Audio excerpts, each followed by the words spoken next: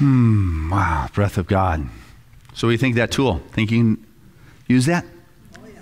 When you're ready to, even when you're making logic, yeah, I can afford that. Do I really need that? Big difference between need and want. I'll save that for another night. Spirit speaks to us. It does. It continuously leaves clues. I mean, particularly with abundance. Spirit continues to leave clues with the successful. They love to talk about it. They write about it. They share the attitude. All you got to do is take time to take a look at that. And then on the other side, where there's struggle and difficulty, your life is filled with clues as to what's at cause, what's going on. What shows up is a reflection of what's going on inside. What goes on inside out pictures on the outside. Form follows consciousness. We talk about that all the time. Old story of a town of a traveler who came into an old village and went to the miserly shopkeeper and said, can you assist me? Can you put me up for the night, maybe a little bit of food? And the miserly shopkeeper said, get out of here. I don't have space, for you. I'm not taking care of you. And the guy went next door to the baker. And the baker, he didn't have anything. But he and his wife said, by all means, you're welcome. You can stay. You stay in our bed. It's very humble bed. You're welcome to stay there. And they've dug up whatever they could to give him a little bit to eat that evening. Next morning, when he awoke and he was getting ready to leave, he kind of stopped for a moment and said to the baker and his wife, whatever you do first today, you'll do all day long. And so they said, hey, before you go, let's bake you some bread for the road. And so, he went looking through his stuff, and there were like 2 eggs left, and he grabbed those 2 eggs and he broke them. Next thing you know, there were 4 eggs there.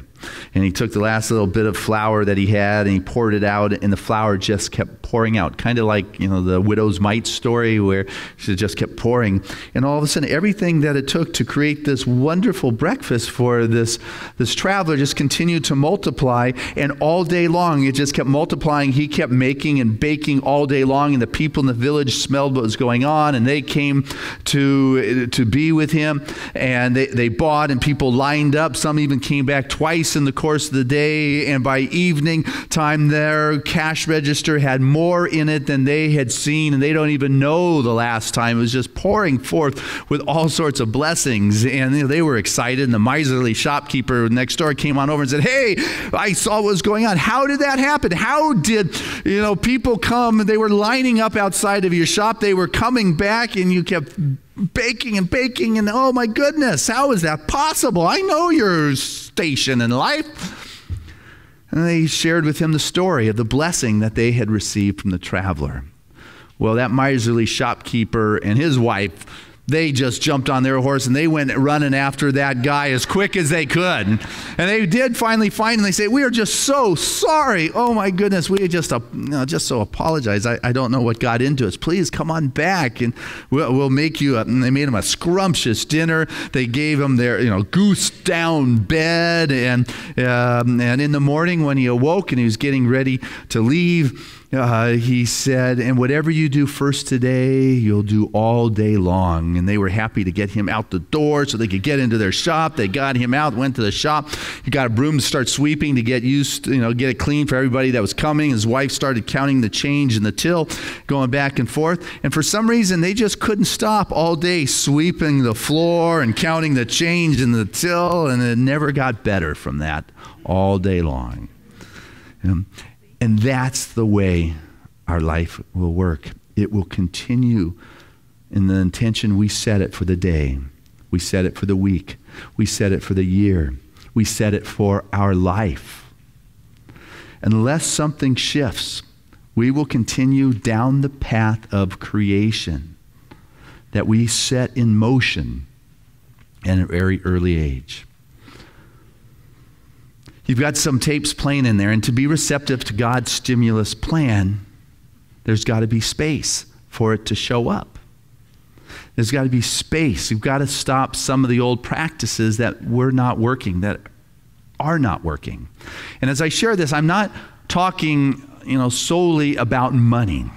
We're going to do a little process in a moment that will give you, I'll use kind of money as a trigger because we tend to have a lot of energy around money. We can talk about anything, including sex, a lot easier than we can talk about our money. I mean, you just take a look at your relationship around money and your conversation with your intimate other, your special partner, and are you full disclosure there? Are you fully sharing exactly what is going on, where all the money is and what you spent, or do you kind of get to the mailbox before they do, just so... just think about that. If you want greater intimacy in your life, so people think, you sit down and you talk about, your dreams, your fantasies, and what it is you would like in that intimate experience. Well, I'll tell you what works better. Talk about money and get that cleaned up. When you get that cleaned up, then there is nothing hiding there.